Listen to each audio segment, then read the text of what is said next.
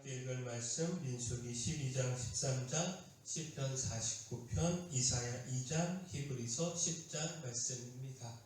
자, 오늘 함께 나눌 주제는 실패입니다.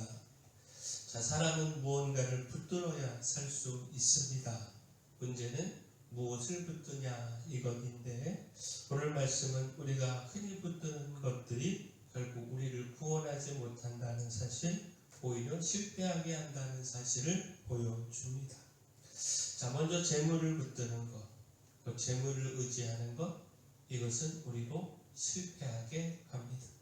시편 49편은요, 재물을 의지하는 자의 그 인생의 허망함을 분명하게 보여줍니다. 사람은 부유함을 자랑하고요, 재물의 힘을 믿지만 그 어떤 재물도 한 생명을 구원할 수 없고요, 하나님 앞에 속전이 될 수 없습니다.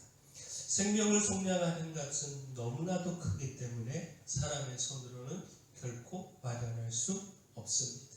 시편 49편 6절에서 8절까지 말씀 보면, 자기의 재물을 의지하고 부유함을 자랑하는 자는 아무도 자기 형제를 구원하지 못하며 그를 위한 속전을 하나님께 바치지도 못할 것은 그들의 생명을 속량하는 값이 너무 엄청나서 영원히 마련하지 못할 것이니라. 자, 이 시편이 경고하는 것은요, 재물 자체가 아닙니다. 재물을 의지하는 마음입니다. 재물은 삶의 편리와 안전을 어느 정도 줄 수 있지만 영혼을 살리지는 못합니다. 죽음을 막지 못하고요, 죄를 해결하지 못하고요, 영혼을 보장하지 못합니다. 아무리 치부하여 집의 영광이 더해져도요, 마지막 순간에는 빈손입니다. 재물을 의지하는 삶은요, 결국 실패로 끝날 수밖에 없습니다. 자, 그렇다면 오늘 우리는 무엇을 붙들고 의지하며 살아가고 있습니까? 통장 잔고가 우리 마음의 평안을 대신하고 있지는 않는지.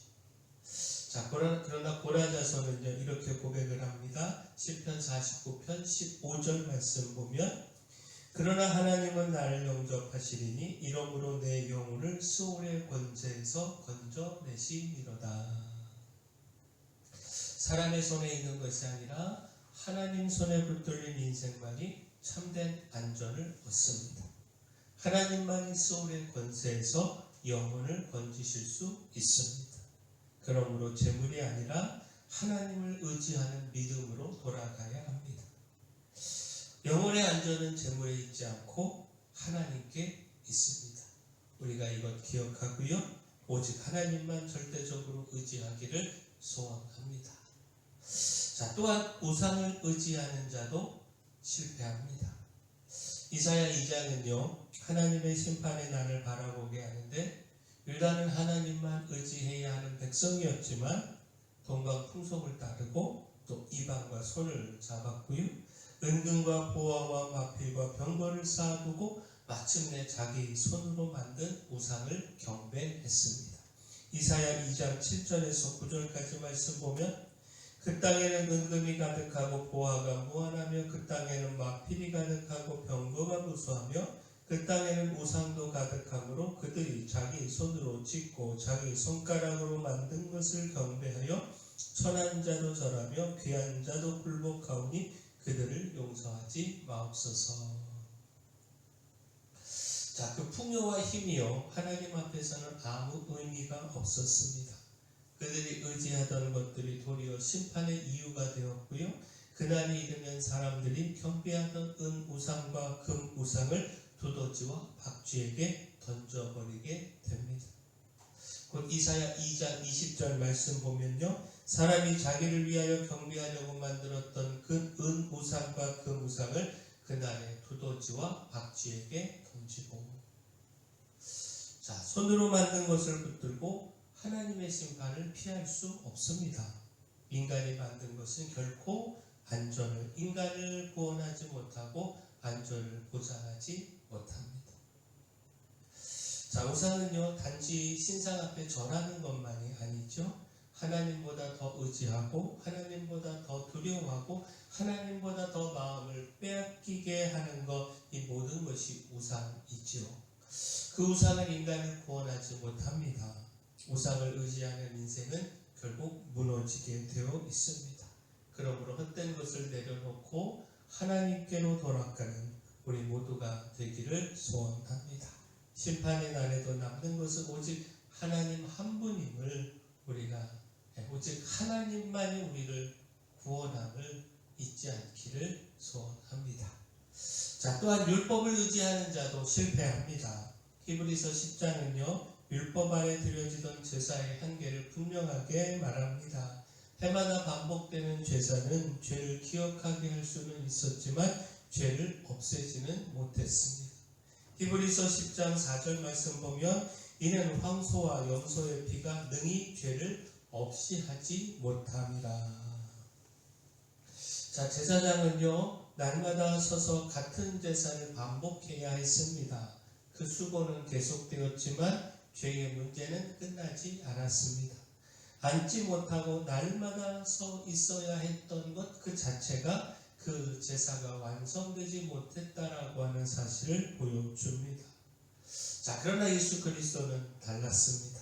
히브리서 10장 11절에서 14절까지 말씀 보면 제사장마다 매일 서서 섬기며 자주 같은 제사를 드리되 이 제사는 언제나 죄를 없게 하지 못하거니와 오직 그리스도는 죄를 위하여 한 영원한 제사를 드리시고 하나님 우편에 앉으사 그 후에 자기 원수들을 자기 발등상이 되게 하실 때까지 기다리시나니 그가 거룩하게 된 자들을 한 번의 제사로 영원히 온전하게 하셨느니라.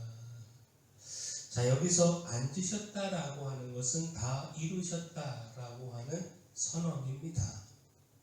반복할 필요 없이 단번에 영원히 완전하게 이루셨다라는 겁니다. 자, 인간의 종교적 열심과 행위는요, 결코 죄 문제를 해결하지 못합니다. 율법을 붙들고 제사를 반복해도요, 양심은 완전해질 수 없고 죄인은 스스로 구원에 이를 수 없습니다. 그러므로 우리의 삶에서 붙들어야 할 것은요, 내 의가 아니라 예수님의 피입니다. 다시 죄책감 속에 머무는 것이 아니고 그리스도의 완전한 제사를 믿고 담대히 은혜의 자리로 나아가야 합니다.